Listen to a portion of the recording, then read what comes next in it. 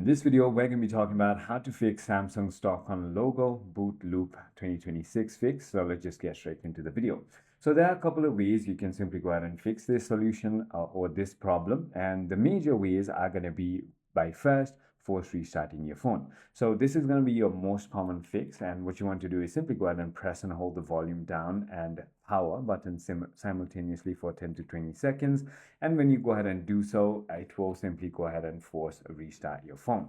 The second thing you want to do is simply go ahead and head into your settings, and then you want to look for storage, and inside of storage you want to head into apps and simply go ahead and clear cache of all the applications that you might think might be slowing down your phone. The other thing you want to do is simply go ahead and turn off the phone and then press and hold the power until logo appears, release the power and immediately hold volume down until the phone restarts.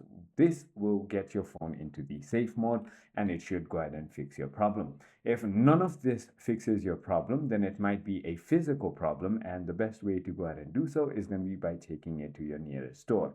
I hope this video clarifies everything for you. If you have further more queries, feel free to comment down below and I'll see you on the next one.